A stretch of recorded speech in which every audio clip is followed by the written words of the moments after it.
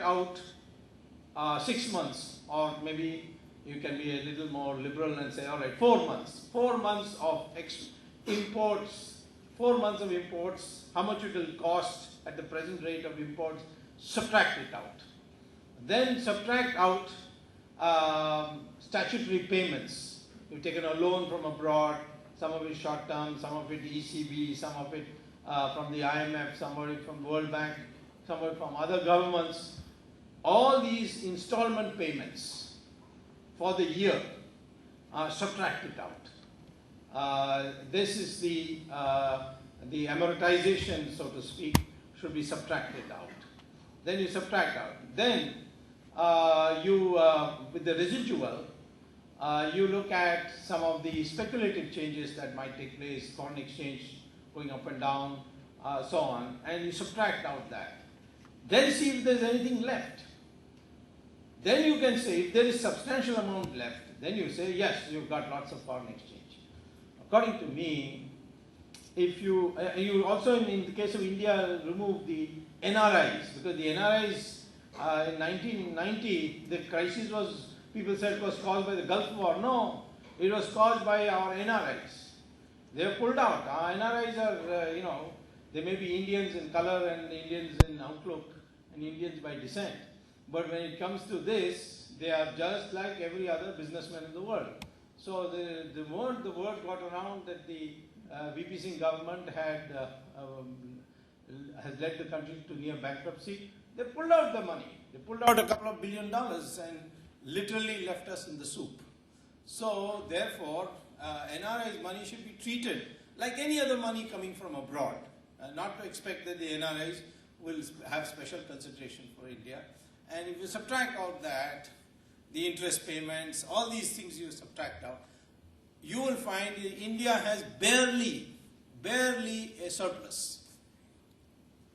And China has a surplus, but even China, if you remove the speculative component of the money and the round tripping that takes place, because some of the money comes from China, goes to Hong Kong, gets converted, just like we also have. We have through participatory notes coming back, through Mauritius route coming back, but not so much compared to China. China is much worse. So if you take out that money also, China is also, all this $1 trillion is a lot of hot air. It's running on a thin razor's edge, and therefore foreign exchange, further depletion of foreign exchange reserves is a crisis matter. We have also, unlike China, because China doesn't have much software outsourcing, and its export earnings from software is not so high. India has been affected in the IT sector in getting demands from abroad, and the outsourcing demand, these have been affected. And so not only the balance of trade, but the balance of payments too has been, the deficit is increased. There's a current account deficit which is now running at 3% of GDP, minus 3% GDP, which is high.